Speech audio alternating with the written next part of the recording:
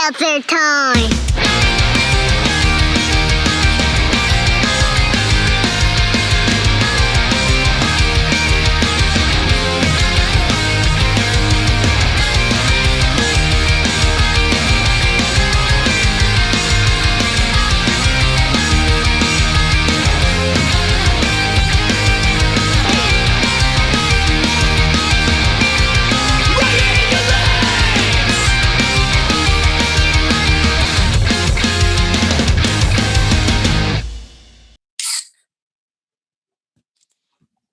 What's up, you guys? Welcome back to another episode of the SeltzerTime podcast.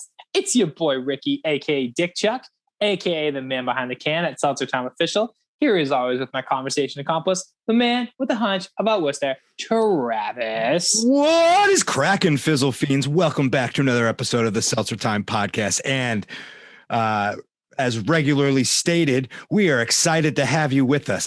Keep trying to come up with new ways to say that same shit over and over again. And I think I'm running out of synonyms. This week on the show, thanks, homie. This week on the show, we are talking to Thu Nguyen, candidate for city councilor at large. But before we get there, y'all know what we have to do. Hey, Ricky, how was your week? What up? My week was good, man. I did a lot of working. I'm trying to think of like what I did outside of working. It was really nice out, but I was inside the entire time.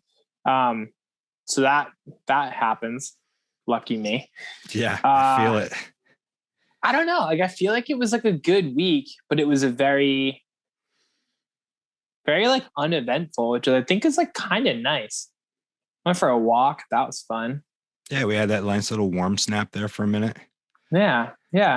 I think this is like such a, I really don't think I did like really much. I'm sure something amazing happened and I literally can't think of what it was. Did you happen to get any interesting mail? Oh, yes. So shout out Polar for finally, thanks for reminding me about that.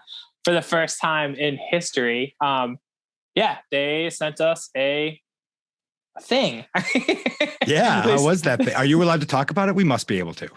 Yeah, it's all over the place now. You can like buy it at grocery stores and stuff too. So they sent us one of the 100th flavor bottles. So it glows in the dark, which is pretty dope. Turns out Polar is named after Polaris. Is that the like star thing? So the label was kind of built around that. You shut the lights off. They sent us a little flashlight with some instructions, and you just kind of, light it up and shut the lights off. But it was good. Cool. It was cool. The flavor's a little sweet for my taste buds. It's very much like that. It has star fruit in it, so it kind of reminds me a lot of the like star fruit lemonade one they have. Okay. It's very close to that. It has like strawberry and maybe something else in there too. So it's really good. Lovely. It would honestly be a really, really, really great flavor to have like in the summer, really cold, maybe with some tequila floating around the pool. I'd be very much into that. So that might be, it's a very good like cocktail thing. Although I don't like my cocktails sweet, so it's just not a flavor that's really built for my palate, but people are going to love it. Everybody I've talked to who has had it absolutely loves it. So, and it was delicious. I did drink it. Took me 2 days though, because it was the 1 liter bottle. So I had to bring it to work with me the next day and finish off. Had to. I can never finish them in one sitting. I also never drink. That's a lot of seltzer. It is. Yeah. I like the cans. Like it's easier for the video. It's, it can do it with one hand. More appropriate serving size. It's exactly. Yeah. I can have, 2 a day. And then this was like, whoa. But no, it's dope. So thanks, Polar. We're excited about it. And if you guys want to do more stuff, hit us up. We would love to do more. That's what we're here for, Popping bottles and asking questions. There you go. How was your week? Because I don't know if I did anything else outside of that. I genuinely cannot remember. My week was great. I too spent most of it working. We have a website that we're launching for our client, and I had to write a proposal. I had been working with this business coach out in this woman, Laura. She's been helping me out, and she challenged me, asked me why my proposals for a graphic design company, why does my proposal look so boring? And I went, that's a good question. That's a good question. So I've been really concentrating on that and really upping that game. I got to help out Kaz from Wartown Rising. Of course, I got the new t-shirt in. Yours is still sitting here. I got to get it to you. But his new website's up. So Obscure Prophet or Wartown Rising has a store. He has more information about the movie. Cannot friggin' wait for that documentary to come out. Dude, same. That's going to be so sick. And then I traded a piece of art with my local friend, Gabrielle. She's another artist that met through the scene. And so we traded pieces. I have this black and white wall downstairs where it has just a bunch of little pieces Sarah and I have been collecting throughout the years. And she was looking to do this collection of canvases that are 10 by 10, where she wants to cover a whole wall with canvases done by different artists. So we traded. That's dope. Yeah. Well, it's less dope that she gave me the canvas back in December. And I kind of dragged my feet a little bit, but it's done. And again, we swapped this week and really pumped for just, I don't know. It was good to see her. It's fun to have friends of all ages, and she's definitely like one of my older friends, but she's so sweet. And, you know, the painting came with rye bread and I got to give her some of my pierogies. So that's rad. Yeah, it was a fair trade. That's very cool. I also, I had an eventful week. I've been hanging out with a couple local creatives, Chris Michelotti and Brianna Woodward, two local designer, creative artists, makers. I don't know what the hell you want to call them. I'm trying like hell to meet people, and it's harder than hell to meet people in a pandemic. So it's been great to meet other like-minded individuals and collaborate on some things and make some cool stuff. That's dope. And then lastly, I got to see my grandmother this weekend. I was going to say my fucking grandmother, but it's a little intense. It's a little bit. Tomorrow, the day this releases, is her 91st birthday. We missed her 90th birthday because last year was more dangerous than this year. But she got her vaccination and she felt comfortable enough to have a couple guests for a little bit. So we went and saw her. And happy birthday, Grandma. Yeah, happy birthday, Dorothy. 91 years young. I like the name Dorothy. It's very cool. Thanks. I don't know if I've ever met a Dorothy in real life. People call her Dot, and I always think that's funny. Huh. That's cool. Yeah. Random. Is that what Dot's like short for? I think so. I mean, I don't know what else it'd be for. Yeah, no, I guess I never thought about it. I've also only met like when I was really young, my mom worked at this company and there was a lot of like, I mean, my mom was one of the younger people that worked there. And there was a lot of like older women and they all had names like Dolores. And like, I'm sure there was a Dot because that sounds very, very, very, very, very like real. But yeah, that's cool. I never really thought about the name Dot, what it comes from. Is a colloquialism or hypercharism of the female name Dorothy. That's so sick. Interesting. Huh. I wonder when Dorothy will like come back into fashion for like a kid's name. When somebody remakes Wizard of Oz? Yeah. Yeah, it makes it less I was cool. like Grease and I was like, I know that's not the movie, but like, yeah, okay. Anyway. Yeah, Dorothy's cool. Dorothy loves to go to the casinos. She's itching to get back there. My grandma as well. Is your grandmother lucky? No, my grandma is not lucky at all, but she likes to tell me that, and that this is probably true, but she says that she is the one who single-handedly built the entire new addition onto Foxwoods that they did like 15 years ago. She goes so much. And I was like, yeah, you probably did. Like she's been going. The casino makes me very sad. It's like my two least favorite places in the world are the casino and Las Vegas because they make me very sad to like watch people who, you know, if I do go to the casino, it's for like a concert or for dinner or something. Right. I don't really gamble. And even when I do, it's like $20. And I'm like, oh man, I could have bought like a Negroni with two, you know what I mean? Like, that's just how I'm like, I'd rather eat or drink my money than like, I'm with you. I'm 100% with you. Yeah. So it's like, oh, fuck, like whatever. But I have a lot of friends who do, and they're really good at it. I just don't possess that skill. Excuse me. So yeah, it's always this thing with me where like, I'll go to a show, and like when you're on your way into the show, everybody's happy. They're all dressed nice. And it's just such a, like, it's a party atmosphere. Like you've just had this really great dinner and you've had a couple of drinks. Everybody's in a really good mood. And you come out of the show and like your life, outside of seeing like one of the best shows of all time, like your life hasn't really changed, right? While you're in this concert. But when you walk out, you tend to see the same people that you just saw like hours ago, who, while you were inside, like having a couple beers and like watching some really great live music, they were like wasting, I guess is the right word, their rent or whatever. And some people can do it and they're really healthy and they've put that money aside and they have a great time. They're also usually home by the time these concerts get out. It's when you walk out and it's like, there's the drunk guy who's like in a fight with his, girlfriend or wife. And then there's like the people who are so sad that they're like, you can just kind of like see the sadness on people. And it legitimately bums me out. So I try not to go. I can totally see that. Yeah. Unless I'm going to a concert, I stay very far away. Not my thing. And same with Vegas, unless I'm sure I will go there at some point again. But the 2 times I went were for like non-gambling events. And even just walking to where I needed to be, I was like, I am so freaking sad. Like I just can't help myself. I just want to go for the magic shows.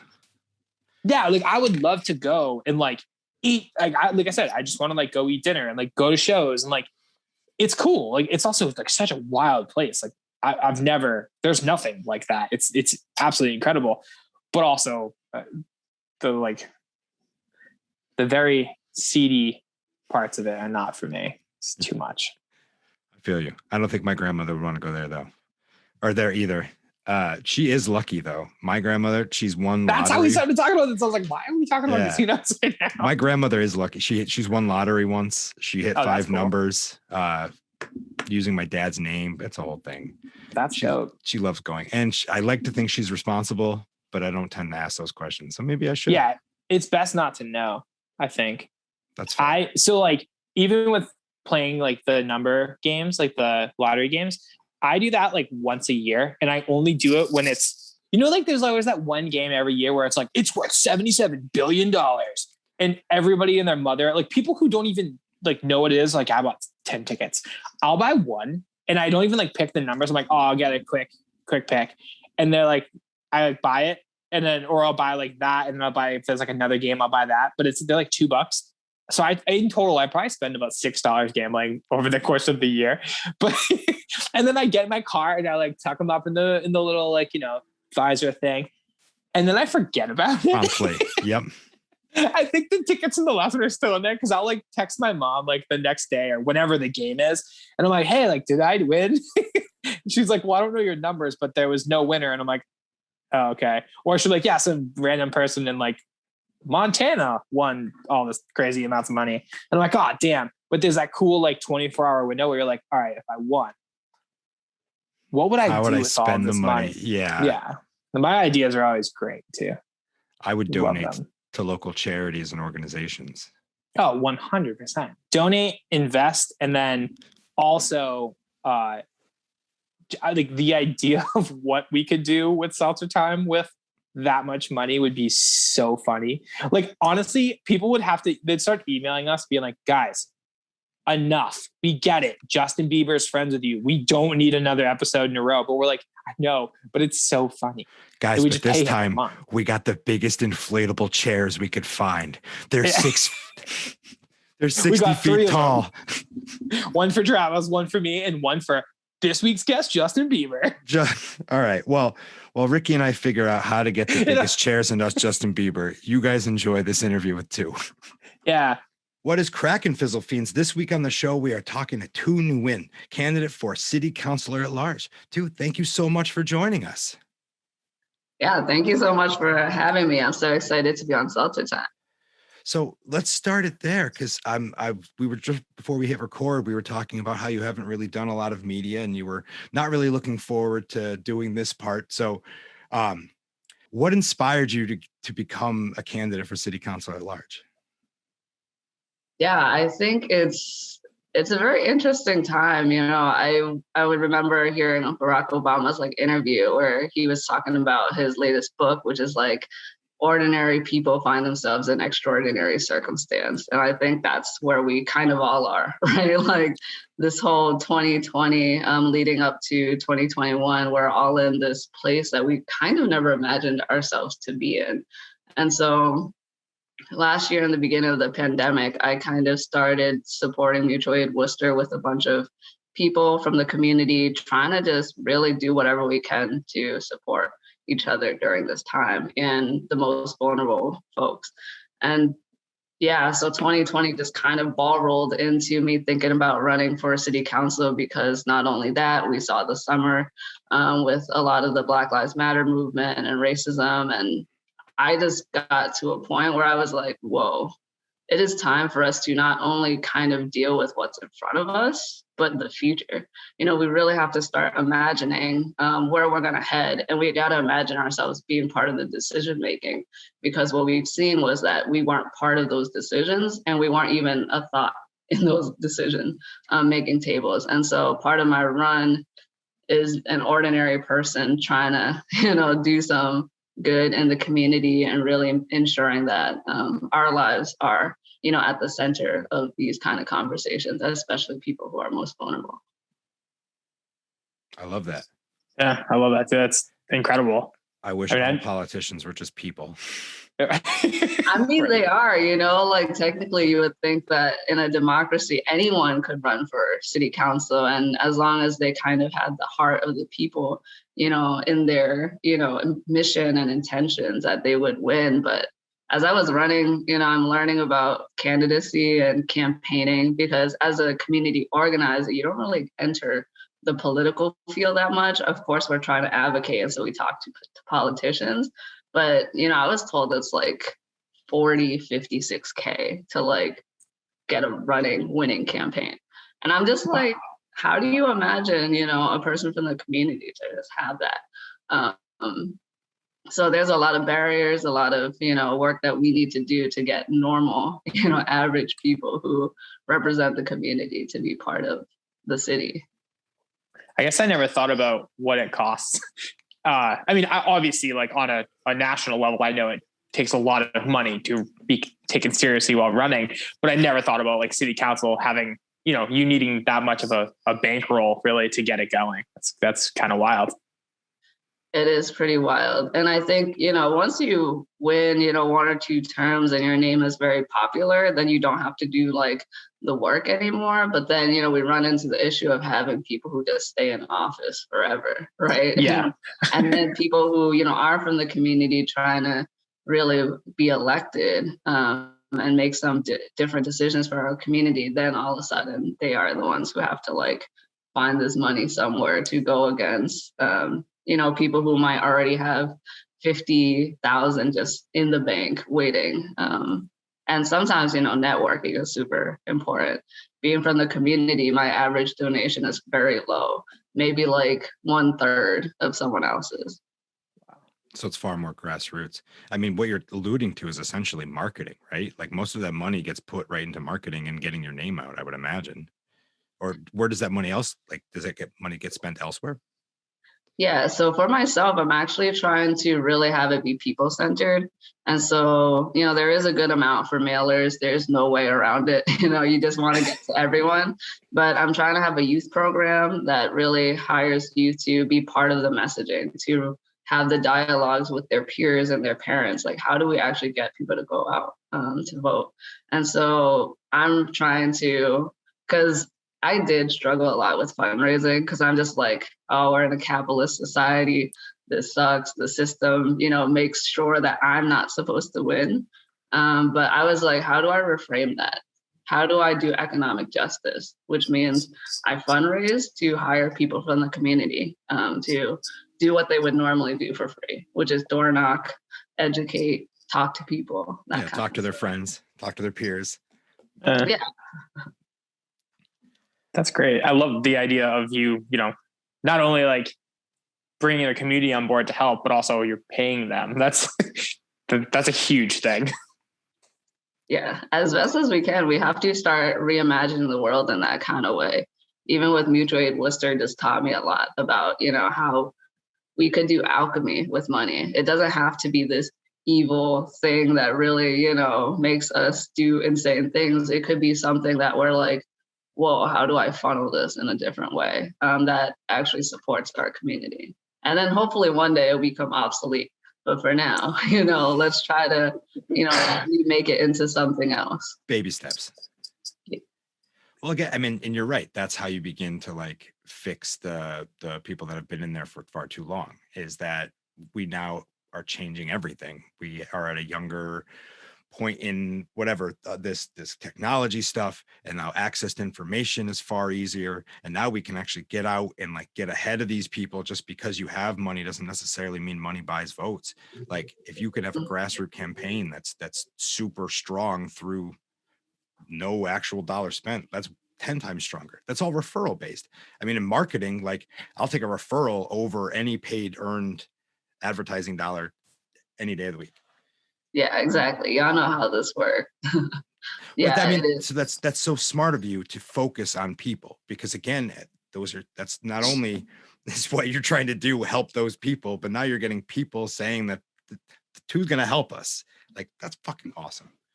Yeah, I think the other thing is like one of my reasons for running is centered around hope.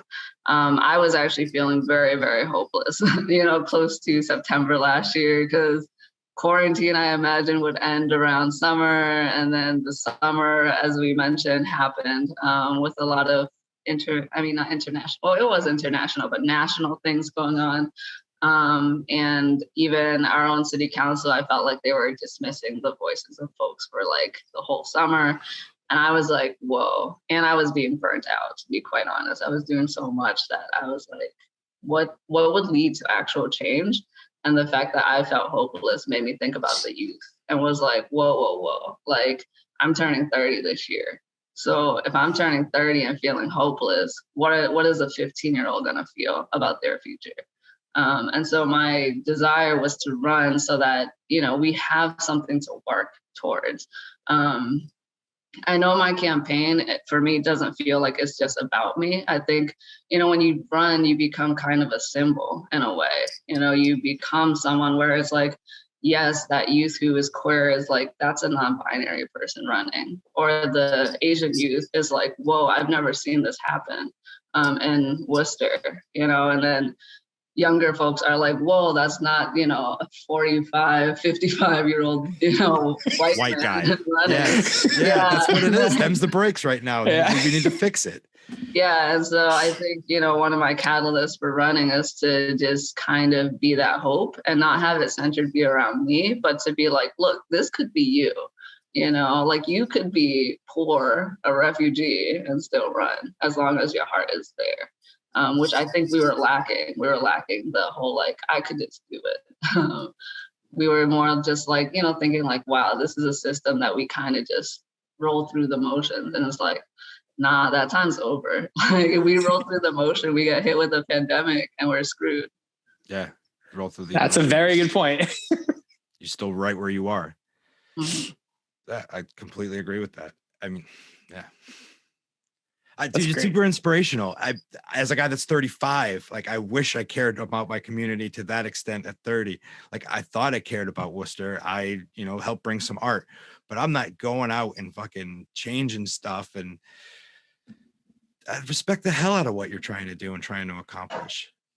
And how do we help? Like how does people help get your message out? Yeah, I mean, I think the very basic way is really check out the website, learn about the platform. Folks can donate for sure. Because always, you know, even though we're talking about being anti-capitalist, we still live in a capitalistic world. So, you know, if y'all can, please donate. And then honestly, it's the word of mouth. It's the really educating each other and even joining to volunteer, to door knock. I think one of the things I love about my campaign so far is that I just get to meet people, and really, when you get to know someone, it's not just like, oh, what can I use, from you? What can I exploit from you? It's like, whoa, what I learned in starting a immigrants and refugee pantry after the pandemic was you get to know people and you get to know their skill sets. And, I know that even though I'm a big visionary person, I suck at the details. Like, I also don't eat vegetables. So like, when we had to, when we had to like, package the vegetables and stuff like that, I can't be a leader in that. There's no way that I'm just like, I don't know how much broccoli someone wants for a week. But, there's other people who like really, step up to the plate, and they're the ones who end up, planning other things. So during my campaign, I'm very interested in how do we all kind of connect and use all our skill sets to better, the society and better Worcester. And so even y'all with SeltzerTime, the fact that like y'all have a really chill radio show, that like makes people feel comfortable and have people talk, the more people talk and they're engaging and they're listening, that's a powerful tool. And so I'm more interested in that, aside from capitalistic means or door knocking, like I think we all have skills, and that's what I want people to understand. Like you can do anything. I also give a lot of respect to people that recognize where their skill set stops and like recognizes, what they are capable of doing and where their weaknesses lie, and then can in turn work and collaborate with somebody that their skill set then, like Ricky and Ricky's great at Instagram. Ricky's great at getting the message out. I don't love doing that stuff. I kind of hate it. So, when you find two people that collaborate well, and then you just build on that, like that's a network. And that is agreed. That's the kind of city that I want to be a part of. I want to be a part of a city that has representation and, has access to everything. Everybody has a fair chance of access for everything. That sounds like an amazing city to live in. I'm talking a lot, Ricky. So I was going through your website, and I love, your platform of honest government and youth education were two things that really stuck out to me. Just based off of listening to you for the last couple of minutes, you definitely seem to like embody that. I know like honest government is what we all want. And I know that that's like an insanely hard thing to make happen. Mm-hmm. What's kind of like your attack plan for helping that become a reality? I think to begin with, so I went to Worcester Public School. I went there and I didn't really, no one pushed me to vote until I was in college, and then I was like, oh, all my peers are voting, so then even the basic thing of really teaching our youth about what it means to actually be civically engaged, and not just the presidential election. I think so often we just know about the presidential election, and it's really one, the basics of educating. And then two, I think about, how a lot of things feel like there's backdoor deals, or you just wonder, how did this start happening without my knowledge as someone who's active and I pay attention, and I'm like, whoa, that just happened. And then also, once again, not having anyone we feel like are super allies on, city council. And, I know Christian and Sarai, and I love them to death. I support them. But, they would never be able to swing any votes. When you think about the math, there's no way that they would just be, what's it called, dead end votes. They just be throwaway votes. I mean, and so I think about those kind of things, and I'm just like, whoa, what does it mean for us to have an honest government? You say is education and having people understand how to get involved. And then two, I think the engagement is kind of rough. I mean, so during the last 2 weeks, I would say is there was a vote that was said to be on, the agenda. And then right before it was moved to the week after. And so you wonder, it's like, if I was a single mom, and mind you, I'm a privileged single young person, that's why I have the capacity to do all this and be engaged. If I was a young single mom, how would I be able to like shift my work hours for 2 weeks in a row to, talk at a city council meeting? Or I think about being a homeless person, and I'm like, well, oftentimes they're forced to go back to the shelter to get a bed, to wait for a bed around 3 to get one for 4. And if city council's at like, 5:30, sometimes 6, lasts all the way to 10 sometimes. How could that be possible? And so I want us as a community to really shift these kind of rules to figure out, how do we engage people? And now with, the pandemic and online stuff, it's like, if I was homeless, how am I supposed to actually watch city council? Yeah. How would you participate without a computer or a phone? Exactly. I don't know if there's a way to set up like, a live stream at a shelter, or, like these things are so important. How is that not? I know like food and shelter is obviously like more important, but, at the shelter, there should be some TV set up streaming city council meetings, especially now that we're all at home watching them. Like, should be able to participate literally anywhere. Mm-hmm. Yeah. And I think what you mentioned is kind of like the chicken or the egg kind of concept of like, of course, like a shelter, food is important, right? So like, how do we get people to, engage when they don't have the basics, but then they need to engage to get the basics? And they're just in this cycle of like, okay, I guess I'm kind of screwed. And then, so a lot of people have the mindset, even when I think about the Vietnamese populations, a lot of them don't vote. Mainly the elders, right? Because 1, there's no language access for them. And then 2, a lot of folks are like, it's the same old, right? Like, we got to debunk that, but also understand like, yeah, this is a lot of history of people kind of walking through the chicken or the egg. It's also and oftentimes the basics went out, the food and the shelter went out. It's also a lot of history of like them getting fed the narrative that their efforts are fruitless and that they shouldn't even bother because it's, they're not going to get heard. And then that's a narrative that gets built for generations and generations and get passed down. And it's something that we have to change, because even like down in Georgia, Stacey Abrams showing an entire population of people that, their voices are important, change the whole dynamic of the election.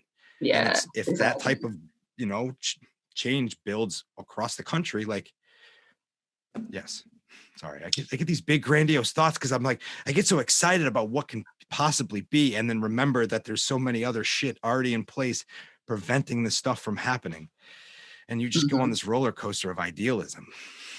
Yeah, and I think one of the things that people don't understand about Worcester as well is like, people, I feel oftentimes like, yes, Worcester is in this way progressive. I think the way we treat each other, I've oftentimes, I know the Telegram Gazette had a lot of like hateful comments, but oftentimes in my personal life, no one ever treated me with a lot of discrimination around, my, gender identity or, how I present myself. And so in many ways we're progressive, right? But then a lot of our other things is very conservative. Like, I think we're still having a lot of votes based on, the white demographics and the more wealthy. But that is really a national kind of pattern. But I would say that a lot of times people are like, oh, Worcester's not like Boston. It's not like Chicago, it's not like Stacey Abrams. And I just want to say, like, we have to like really stop discounting, the power that we have in Worcester. Or to think that this only happens in Boston, where you have like a super progressive person, or XYZ. Like, I think it's possible in Worcester. Like, and I don't think that we should always aim for charismatic leaders or to pedestal people, into like Bernie Sanders, AOC. I think they're great folks, obviously, but I also believe that like we grow our own as well. And so go ahead, Ricky. No, I totally agree with you. Well, so to your point, though, like you said it before, politics starts at the local level, and we have the ability to craft our local politics through these city councilors and through, other local representatives. We don't have to wait until the whole nation gets to the level we want to be. Through the people and through the people we Mhm. support, like we can change our own shit and not worry about everybody else. And then we become the beacon or like the example city. Exactly. Exactly. Yeah, we often just look towards other places. I'm like, why don't we look within? Like, we got it here. Yeah, I totally agree. I mean, a lot of my friends and people that I'm close with are in the restaurant industry. And there's always this thing when anything new opens in Worcester, there's a certain community that just kind of like complains about it. Like, oh, we don't need more outside stuff coming in. We don't need more outside stuff coming in. But then they also don't necessarily support the things that started in Worcester and are growing from people in Worcester, even though it's a new place. Like, that's how it works. And they, if you mention Boston, a lot of people in Worcester get so offended, but they like to look to them for leadership instead of just starting it ourselves. I totally agree with you. Like, why not us? Why not just do it in Worcester and not worry about what Boston or Chicago is doing? It's great. Yeah. And I think, a lot of times we act or project in the world how we feel about ourselves. And sometimes, people don't have the audacity to take the chance, in themselves, or it feels too intimate to really put your heart on the line for a local person in the government, and I just want you to have the courage to be like, nah, you should believe in you, you should kind of believe in your friends and your family. Also, when we talk about economic justice, sometimes we buy the brand names or we buy the artists that are really famous when our artist friends are there and we kind of want free things. It's like, oh, that's a nice t-shirt you made. Can I have it? And it's like, hello, you're going to pay like $100 for something else, but you won't give me like 45 for my t-shirt I made. Yep. Yeah. Travis and I were just having this conversation. Yeah, we need to reframe how we support each other and what that looks like. So for sure. Totally. Yeah. All right. That's awesome. So I'm really curious to hear more about some of the work you did with the youth. I was reading through some, I don't know, bios or something, and I read something that you were teaching documentaries. I know you have a degree in studio art. Yes, studio art and sociology. Studio art and sociology. The winning majors. But that's a fantastic combination. That's like a. Yeah. So, did everybody assume you were just going to go into art therapy? Like coming out of school with those two degrees, did you have an intention to know exactly what you? Did you? So I also had a minor in education. So I think. Double major and a minor? No, it's okay. My internet's a little bit laggy. Yeah. So with that type of did you want to go into politics or did you have other plans in mind? Oh dear. Politics was not part of my realm of thought until last year, to be quite honest. And once again, I've always been engaged and, believe in paying attention to, Sure. What is past and, what is happening. But being a top politician is way out of my comfort zone.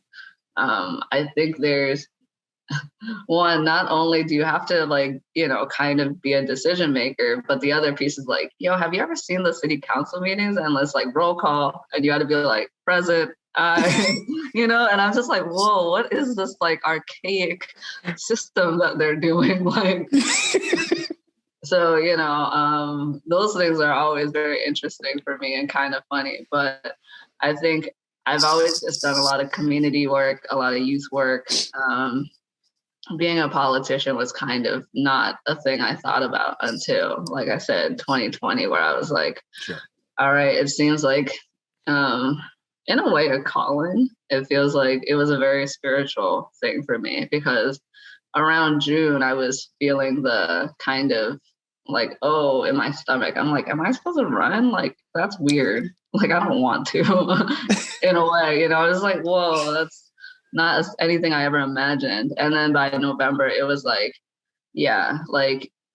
think doing politics and being at, a city government even level is important for us to, one, reimagine the recovery of COVID. Like, I'm thinking about the future. I'm thinking about like 2-3 years along the line. I think we're in survival mode, but once we kind of settle a little bit more, what does that look like? And once again, if we're not at those tables and we're not thought of, then we're going to be continuously left behind. But yeah, being a politician was definitely, it's a new thing. I'm getting used to it every day. But I think the support that everyone has given me makes me just feel like, yeah, this is 1,000% what, was meant to happen. That's rad. I could never imagine being a politician. Again, like you were saying, being engaged and all that, like, definitely was something I've been doing. I never paid, regrettably, I never paid that close of attention to city council until last summer. I feel like everything that was going on really heightened everybody's awareness as to how important, I don't want to say an afterthought, but like, city council was never anything that I paid attention to. And then next thing I know, I'm watching these Facebook Live of, city council meetings. I'm like, what am I doing? Like, I'm reading but Jenny it was awesome. Pasillo's line by line tweets. Yeah. Jenny's live tweeting the whole thing. And I'm like, this is incredible. Like, yeah, who needs scandal and like all those political like TV shows when we have like our own drama unfolding? Right. So it was working with kids, or working with youth, I should say, that it seems like you really were into. Like, what kind of stuff did you do? Yeah, so I'm one of those who like started doing youth work when I was a youth myself. I started doing youth work around 17. And then when I went to college, I kind of took it on more to do. First, I started doing, supporting youth with college kind of stuff. But as a person of color going to college, it's not that simple as like, oh, you got to get an A and write a nice essay. It's really about identity. Once youth go to college, like a lot of youth of color struggle because they're like, whoa, I'm a fish out of water. Or like, oh, I don't have the support systems that I used to. Or they start entering a world that's, more white or more wealthy. And then they're like, whoa, I'm not used to this. And so they have that kind of internal struggle within themselves. And so a lot of my youth around college was trying to get youth solid about their identities and who they are, where they're from, know their roots and feel good, grounded enough to fly away into a place like college. And then I ended up doing, I co-founded an organization, Insight, to teach youth how to make social documentaries. And so with that was actually when I started becoming more radical or politicized, I should say, because I started learning about youth stories and being like, whoa, like this world. And like, I mean, I have my own experiences as a youth of color in Worcester, but then when you start really engaging with other youth and doing the storytelling piece, we had a documentary around, undocumented youth. We had a story about homelessness and youth. And we had, hip hop and like music and talent and youth. And we had youth talking about colorism in their own community. And that was when I was like, and mind you, once again, even though I was a youth doing this work, I was like probably 20 by then. You just see 15, 16-year-olds like having these deep, deep conversations and opening a reality that not all of us experience or lived. And it made me understand the world so much more. And that's when I kind of, in this beautiful way was like, yes, this is what I want to dedicate my life to, is to one, mentor and nurture more youth and people in our own community, as well as I need to constantly grow. There's so many lives happening. And I know we can't learn about everything. Like I didn't learn about Palestine until I was like 27, but I think this is where we just have to really get to know people. That's why I'm such a relational person, because I'm like, yeah, I could have all this ideology or assumptions, or I read books about XYZ, but until you get to know somebody, you're like, whoa, there's so much in this world for us to understand. Are those documentaries available anywhere? I'm actually not quite sure. I would have to check back because it has been a few years. Yeah. Yeah. I know we posted some on like YouTube and stuff, but I don't know if we pulled it over the years. Okay. It'd be That fascinating sounds to watch. Yeah. Yeah, right.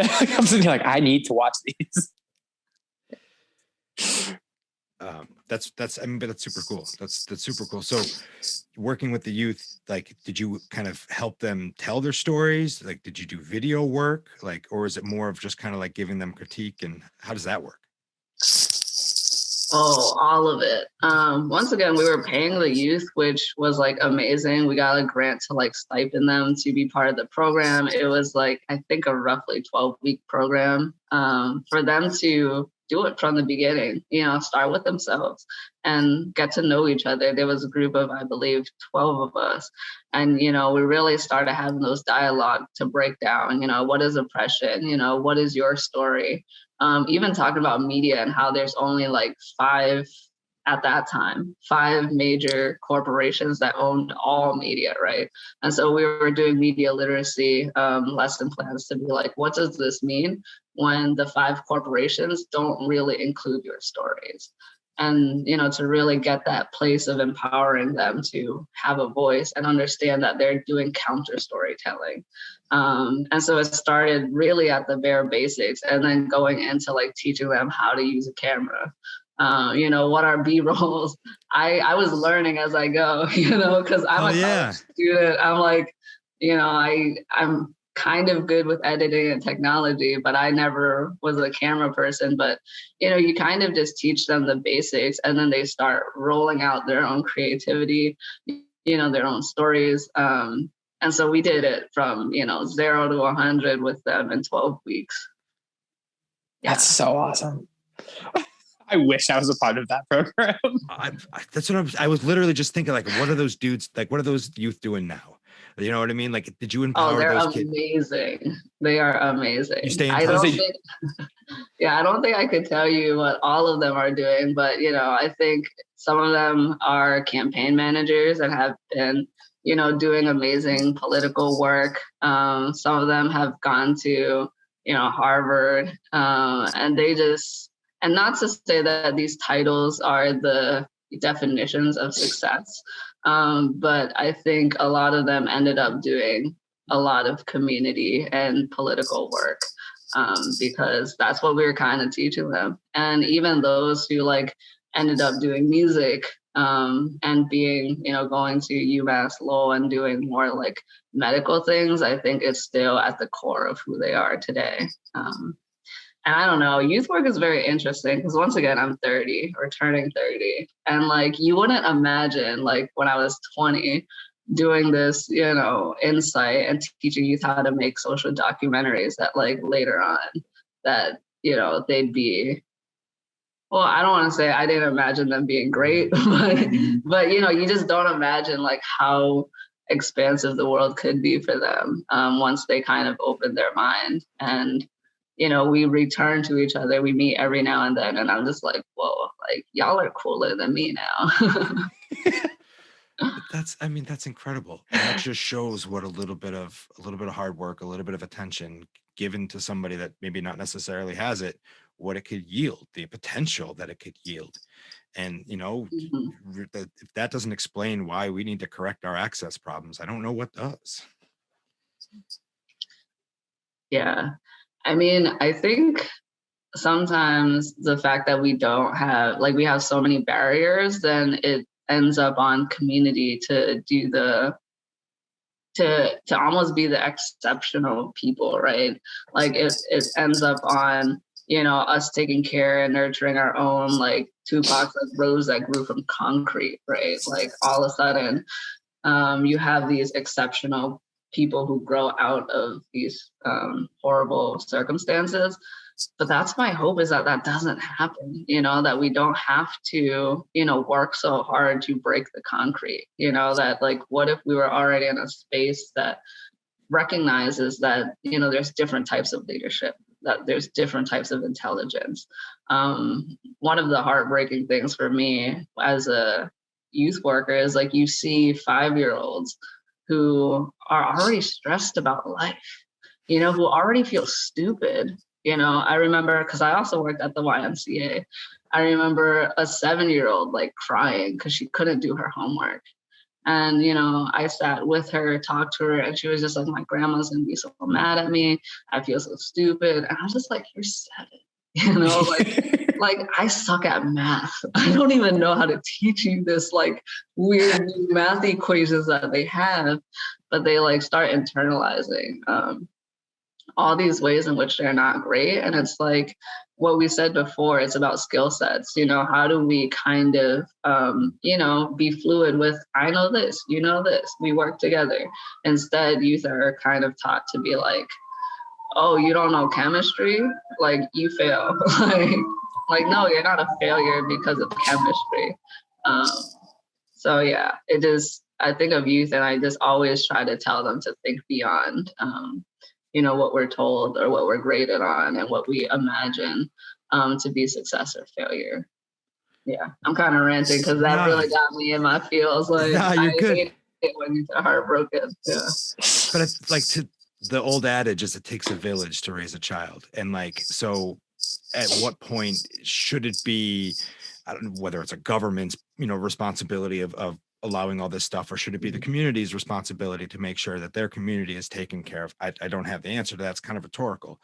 But that being said, we understand that that's the way it works. So we are going to choose to make our community, our village, as supportive and as uplifting as possible.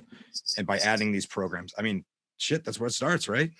Yeah. And actually, you know, that's what I loved about mutual aid is like over the nation, we just saw people who was like, well, it looks like, you know, we ain't gonna get them stimulus checks anytime soon. And it seems like there's food insecurity all over. What can we do about it? And so, you know, it really was community taking care of each other. And honestly, it was insane because I think by like April or May, the government was actually relying on mutual aid groups throughout the nation. You know, it was like, they were like, oh, how do we tap into your funds? How do we sign up people for your pantries? And I'm just like, wait, hold up. Like, why you got this reversed? But I think it also made this moment where we were able to reimagine different alternatives and how successful they were. And also to push the government to do better, you know, where we're like, whoa, like, obviously we're going to help people, but like, y'all need to get it together. And so I think that started happening. And it also shifted the power dynamics where it's like people could start trusting each other again and trusting the goodness of people, which I feel like, you know, in a hard time during a pandemic, what more can you ask for than to have some heart alchemy involved in there and being like, wow, we get to be in community again. And I think that's one of the blessings. Yeah, for sure. I mean, community is everything. 100%. And like our city is built up of the people, and it's built up of the actions, and it's built up of the thoughts. And, you know, we have the ability to change that. We may not always believe it, but by telling each other that it's cool, you know, we're going to change it, and we're going to continue to build this city that we all clearly love and shape it to the way that we really want to shape it. An inclusionary city that doesn't necessarily price people out. Yeah, we won't go down that road. Yeah, no, that's definitely a thing, you know. And we think about like all the evictions that's been happening after the eviction ban and stuff. And I know like the, you know, homeowners and renters, like that's a very, you know, sensitive topic. But I think one of the things that I always think about is like, we're almost on the same team. It's like, you know, as much as, you know, I think on the day-to-day, it feels like, hey, where, you know, I have to pay you and you have to pay the bank. And so when we get caught up in just the I pay you and you aren't paying me moment, you don't realize like the bigger picture is like, whoa, why is living and having a house or an apartment that difficult? And that's the conversation we need to have. But oftentimes we only get mad at each other instead of the bigger system. I'd agree with that. Totally agree with that. So we're kind of getting close to the end of our time, but I wanted to make sure that we touched on that this month's a pretty big month for you, right? We keep alluding to you're turning 30, so happy early birthday. Yes, my birthday is on the 30th, March 30. So yeah, it's going to be a big one. I'm really excited. We're having a lot of fundraisers and more chill ones. I've done a lot of conversations in solidarity with folks, which I love the series.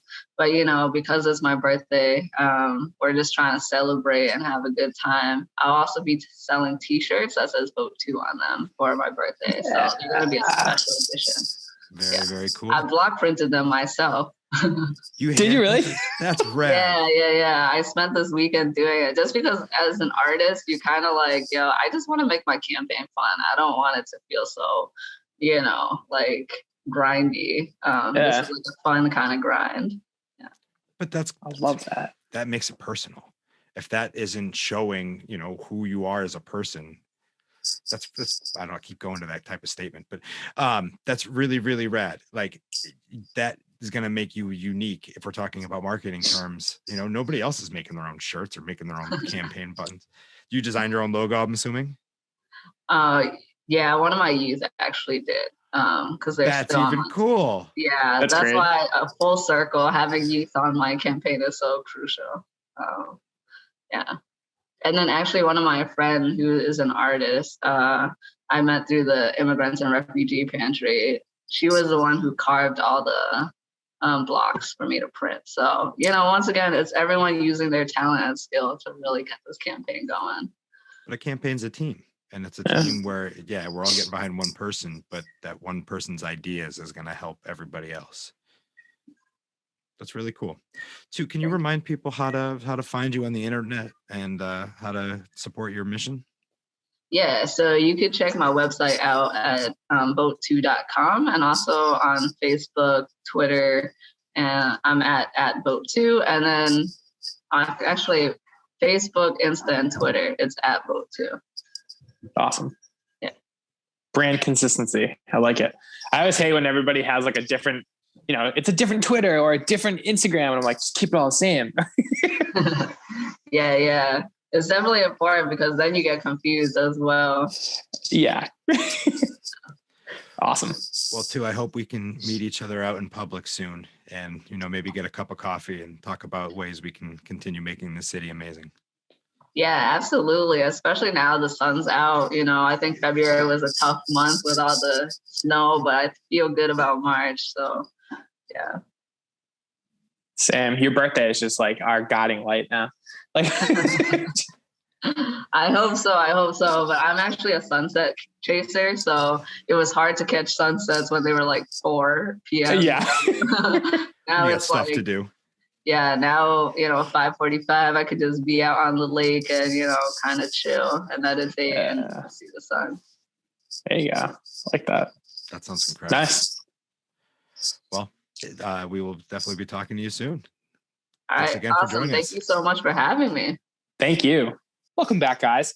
That was awesome. 2 rules. I am very, very excited to have a candidate who seems to kind of want the same things that I would seriously want. Very, into public safety, very into an open government, which I know is an uphill battle. And I know that realistically, that's never going to happen as a whole, on any level of government.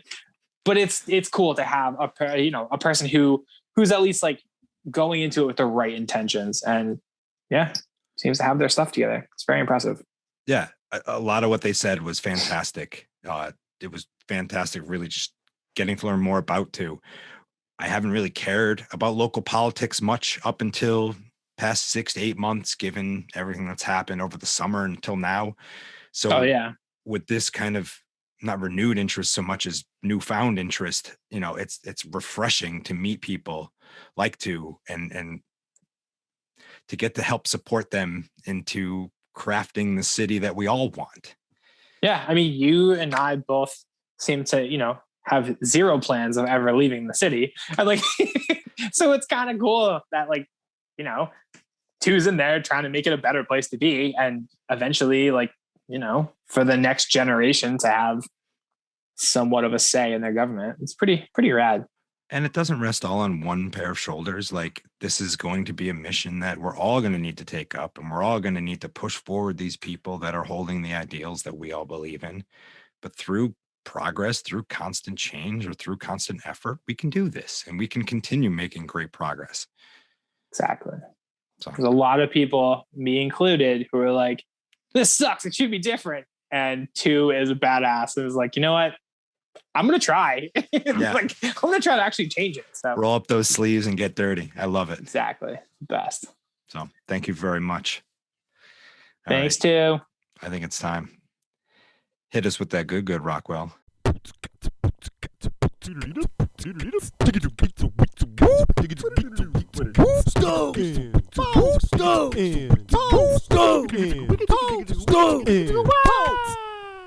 I totally forgot. That's something else that happened. Rockwell paid me a surprise visit on Friday night. I know. I saw. He's I like, dude, popped on Instagram and I was like, oh, what? he's like, dude, it's nice out. And we're going to. So I said last show that Rockwell's puppy passed, not puppy, she was 14. Their dog passed away. So they went and shopped for a fruit tree. They're going to plant a tree for Sadie, which is so sweet. Adorable. And they'll probably get the kids to help, which is just utterly amazing. They're great parents. But the point is, they were only a half hour away. So Matt's wife, Christy, was like, how far is Worcester? So just out of sheer coincidence, the timing worked out and I got to hang with them. And it was awesome. So we went on a hike. Oh, it was just like the wetlands boardwalk over here. Oh, yeah. I love that spot. It's such a rad spot. Yeah. And so we got to watch the ducks and the geese, and the kids were loving it. It was a lot of fun. So it was great to see them. Oh, yeah. All right. Poking time. So speaking of ducks, oddly enough, I've been watching a lot of YouTube, like we all have been watching a lot of entertainment and content. And the ad that keeps coming up for whatever reason is a Dawn dish soap ad. And Ricky and I were talking about before the episode that they had a commercial years ago where they used Dawn dish soap to clean up an oil spill. I don't know if it was the Valdez or the what are the other ones? I don't know. I'm sure we can find that commercial on YouTube though. Probably. Or you can too, listener. Go have fun. Send it to us. Point is, like, they were using footage from the actual day for a while. And then there's this new commercial that I just saw where it's this tiny baby duckling. And right at the beginning of the commercial, it says, this has been dramatized. This is not oil. But still, they drop this baby duckling in a puddle of just like murky ass mud. And the thing is covered in like just dark, grime, muddy water. And then they put it in Dawn dish soap and it cuts through grease. And then at the end, it's just running with its family, which is all sweet, right? Yeah, it's all. But they had to put that fucking duck in the mud. Why? Why do we need to muddy up a duck to sell dish soap? What's wrong with showing dishes?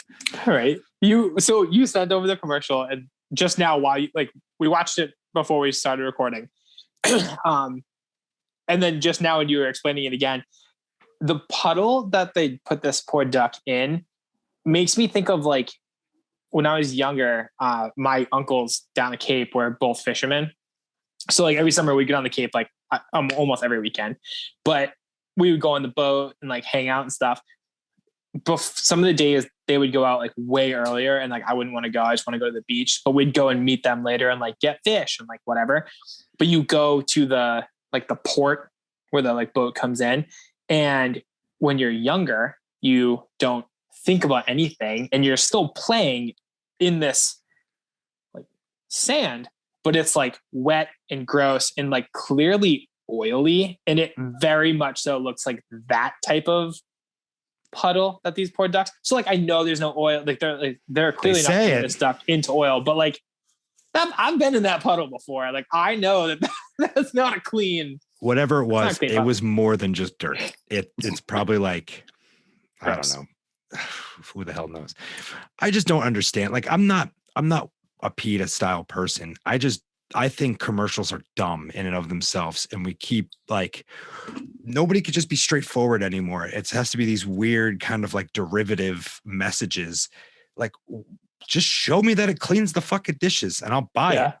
Seriously. I feel you. I'm the same way. I'm like, oh, I'm glad it works on ducks. Like, that's cool that, you know, if you're ever, but I ain't got no ducks. I was gonna say, if you're ever at home and like you spill oil in your driveway and for some reason you didn't take the proper actions to clean that up, you're going to have huge problems. But also if a duck happens to walk through your yard and fall in this puddle and you're like, oh my gosh, this duck, you probably, you know, more likely are going to have Dawn. Now you know what will work. That's cool. Yeah. But also, like, I don't think that needs to be a commercial anymore.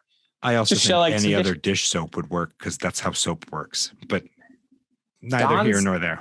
Did you know that they actually named it Dawn because of the D in duck? Ducks always win. Now. I was like, I don't know. I didn't think this through. Okay, enough of that.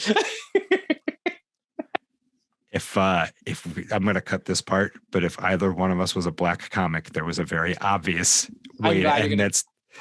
I'm glad you're going to cut this part because the whole time I was like, there is only one word going through my mind. And that is not going to be okay. And I can't even like allude to a joke about it because it's not okay. But that's the only thing that was going through my mind. Because it's the perfect little punctuation on ducks always win.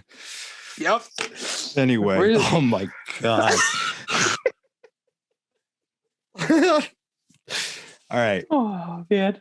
So I am stoked that the government decided to give us stimulus money or more money for COVID relief, because as of today, I got this stupid blue blanket on because it's cold as shit in my house because the goddamn furnace broke. And I got to buy a new furnace, which is probably going to rack me up like $4,500. So thanks, government, because I don't know how the hell else I would have been able to afford that otherwise. Yeah. I mean, we have money to afford it, but that's a big, big hit. That's a chunk. That is a very big chunk. Yeah, not stoked on that. No. But that's one of the things that, like, when you buy a house, like growing up, your parents are like, it's not easy to own a house. And you're like, yeah, okay, mom, like I'll be eating Cheerios. See you later. And then you get a house and you're like, oh my God, if anything breaks, not anything, but there's like a handful of things that if they break, you're like, ooh, I do. What happens now? Like that's a decent chunk of anything. So yeah, I called my dad about it this morning, just kind of like getting his opinion. And he was like, well, do you have a switch anywhere that you could accidentally, because he has oil furnace? Yeah, my parents do too. There was a day when my mom went away when we were kids. She was on a business trip and my dad hit the thing by accident going down the stairs and turned off the heat. And we couldn't figure it out for like 8 hours. Want to hear a funny story about that? So the same thing happened at the dive bar. Oh no. Yeah. So there was a time the boiler at the dive was garbage, but like it needed to be serviced. So it was serviced, but it was blamed on me. And I know there's literally no way I could have done this. I know what happened. So when they serviced it, they obviously shut everything off. So I'm guessing earlier that day, Alec was there with them. They fixed it, but before they did, he just flipped the switch off. They fixed it and it was never turned back on. So I got there, I worked. It was a Tuesday, I think, that it got fixed. I ended up working that night, which I never really did. And I was like, wow, it's cold as fuck in this place. And like the heat, I kept checking the heater and like it wouldn't come on. I'm like, oh man, this like kind of sucks. But like maybe it's just so cold out that's why. Because it was like one of those like, February, like really, really cold. So I worked the entire night, like in a coat. You couldn't even like feel anything. It was miserable. Luckily it was a Tuesday. I was pretty much the only person there. The next day, Ian brought like a space heater. So I had this like space heater on the bar because like we couldn't figure out what the problem was. So I worked and like people would come in. Nobody told Alec? No, well, nobody knew. Like we didn't know. No, he knew that like there was an issue, but he didn't know what it was. Understood. So I think he actually might have been away or something. Like there was some reason why he didn't come in. So I worked all Wednesday night with the space heater. And of course you hear the like, it's warmer outside. I'm like, okay, go outside. Like, I know, but I can't go out there. So like, what do you want me to do about it? I'm not pumped about this. So then the next day, Thursday, I worked my night and I get there and I'm like, oh man, 3 nights in a row of like it being cold out, which makes it not very busy, but also like it's cold as fuck inside. So I get there and then he gets there and he's like, can I talk to you for a second? I was like, yeah, what's up? Also, like, am I supposed to say no? There's only 2 of us here. Like, yeah, of course you can. I'm like, yeah, what's up, man? Sorry, boss. No, too busy. Yeah, too busy doing nothing. So we go downstairs and as you're walking down those like old ass stairs, there's 2 light switches, right? There's a switch, right? Yeah. There's a switch over on if you're going down, there's a switch on your left, which is the light for like the bottom of the stairs right when you get down there. And there's a switch over here, which turned on the lights in like the back room and the ice machine room. So when you leave at night, you just reach up, flip these switches and you're good. And then when you get there to go downstairs, you just flip those bitches back up. The boiler switch was like down. It was on the same side as the light switch, to like turn those lights on, but it's low. Like it's probably like hip high, right? For me, I've never touched that switch in my life. I never asked questions about it because I didn't need to know what it did. I didn't care. I knew it was a boiler switch, but like I've never had to shut it off. It almost didn't exist to you. I understand. No, not at all. I when I go to work, I have a very like strict way I do things. And if I don't do anything outside of that, because I'll drive myself crazy, I'm sicko. But so he's like, the other night when you left on Saturday, you must have just shut the lights off and flipped the switch off. And I'm looking at him and I'm like, no, I've never done that in my life. And he's like, yeah, there's no other way to explain it. Like, they came and fixed it. And I was like, it probably was shut off when they came to fix it. And he's like, nope, I definitely turned it back on. When you left the other night, when you shut the lights off, you must have hit that. And I was like, watch me. And I like put my hands where the light switch, because they were high. I put my hands where the light switches were. And I was like, for me to hit that switch, I would have to like it would have been like a wrestling entrance. Like I would have been like, what, boom! Like nobody does that. I can't even do that. You can't actually this doesn't work. And he for weeks was telling everybody that it was I shut this boiler off, all this stuff. And I was like, also, even if I did, the only person I hurt was myself because I had to work all these nights. But I also didn't do it that way. He just didn't want to own up to the fact that he flipped that switch and never turned it back on. So, Alec, if you're listening, which I know you're not, it wasn't me. Hey, I uncovered some shit there. But that's I did the boiler switch. Like my mom as a little kid, I was like, don't touch that. I was like, all right, cool. I never touched the one ever. But then I got blamed for shutting it off at the bar where it's in a spot that makes no sense for me to touch. Amazing. You never know what you're going to get on the SeltzerTime podcast. So I guess that's what I'm stoked about, is that Ricky is a nutcase and I love him. People are going to be texting me this fucking switch now. Like, I'm going to listen to this and I'm going to get DMs and text messages of just that switch. If you don't send him pictures of that switch, I'm disappointed in you.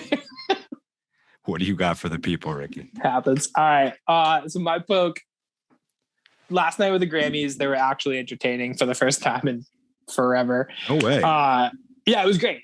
Honestly, it was a good job. There was no fans or anything, which I think made it better because it was very performance heavy. It was very excuse me, they were allowed to, a lot of the performances were not shot there. They were pre-shot, which made it cool too. But Megan Thee Stallion, my girl, and Cardi B, my other girl, performed. And Megan won a whole bunch of awards. She won 3 out of the 4 she was up for. Beyonce went up, but it was a cool moment.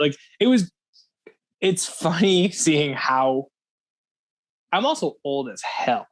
I knew a bunch of the people who were performing, and I was really pumped. John Mayer performed, Maren Morris, and Anderson .Paak and Bruno Mars are the only thing I care about right now. They technically performed twice, and they're amazing. But there's a lot of songs I heard that I only knew through TikTok. I was like, wait, that's who that is? I didn't know who Dua Lipa was. I still don't know who Dua Lipa is. So you would know, I know the song. Yeah, it's all TikTok. What's the other one? Doja Cat? Doja Cat, yeah. all these people do these songs that I only know through TikTok. And I was like, oh, that's a TikTok song. Hell yeah. And it was great. And they're cool. Whatever. I get it. But so Megan Thee Stallion performed like all her hits, which are all TikTok songs because she's so catchy. But her and Cardi B performed WAP because it's the best song of all time. And you're not going to have this show highlighting the last year in music without, a performance of the biggest song of the last probably 10 years. But it also like reignited these ridiculous memes from a lot of like small town Facebook where people are like still upset with Dr. Seuss, who wasn't canceled. We already went into this, but they're like, how can you cancel Dr. Seuss but promote this? And it's always WAP. Every single meme. They don't even know any other song. I'm sure they've never even listened to it probably. They just can't wrap their heads around the fact that like there's this female empowerment song that's so good and so huge. The song slaps. It's so good. It's still so good. I'll never get sick of hearing that song. It's that WAP, talk about a TikTok craze. Like that's one of those dances I will always watch. And whether it's a big fat gay man or the skinniest, like I love every person that does it because they all do their own flair on it and they put the finger. Oh, it's the best. It's so good. It's so good. So yeah, I don't know. Today was every time I went on any form of social media, that stupid meme came from some moron that I went to high school with. It was just like, I don't understand. You're canceling Mr. Potato Head, but this is getting promoted. It's like, what are you talking about? Like, also, there's other songs, guys. You can find other songs that also make no sense in this argument that to begin with makes no sense. Like Save a Horse, Ride a Cowboy. Yeah, like just like pick any song because your argument is ridiculous anyway. But so yeah, that's the thing. Yeah, my Stoke. Agreed. That's stupid. It's so dumb. My Stoke, I finally know somebody who went like a crazy amount of viral on TikTok. Legit viral. Naomi went legitimately TikTok viral. Well, technically it was Maybe that went viral. True. Maybe is the talent. Naomi is the director. So over the weekend, Naomi posted this video on TikTok of Maybe laying on the pellet stove and like the fire's going and stuff. And like, she's totally safe. It's warm. Didn't we talk about this last episode too? How the cat's like jumping up there. I think you were talking about the pellet stove and you're like, yeah, and the cats love going up there because it's warm. They do. They love. We were super nervous at first because like neither one of us ever had a pellet stove. And we obviously like the cats are the only thing that matters at all for anybody. But Maybe refuses to listen to us. And after a while, we're like, she's actually fine. Like you can put your hand on it. You're totally fine. So she posted this video and used like that song. It's like, this girl is on fire. And it's funny as hell. Like Maybe's adorable. So she posted this video and we didn't think much of it. And then she's like texting me the next day. She's like, oh my God. Like she posted it like Friday night, I think. And then Saturday or something, she looked at it, like she like sat down and she's like, what the hell? And she had like all these followers. There was all these crazy notifications. So she looked, but TikTok had taken her video down and she could still see it, but like they took it off of her like profile or whatever for animal endangerment. So yeah, something like that. And she's like, what the heck? All the comments were like, first of all, the comments were insane. A lot of them were definitely from like other countries. All kinds of different languages were being used. It was very impressive. There's also so many fucking racist people.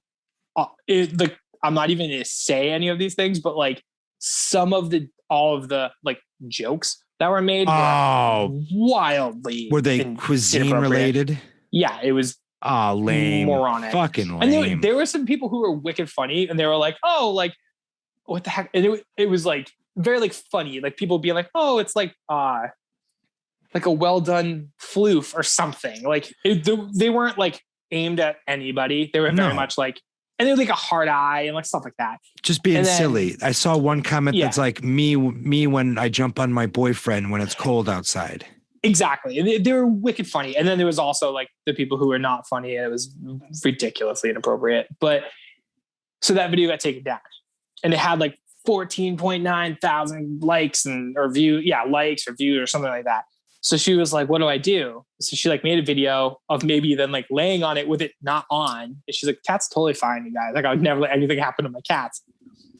The next day, she's like, I'm going to post it again. I was like, yeah, do it. So she posted it again. But it was like, don't worry. Like, she's totally safe. She likes doing this, whatever.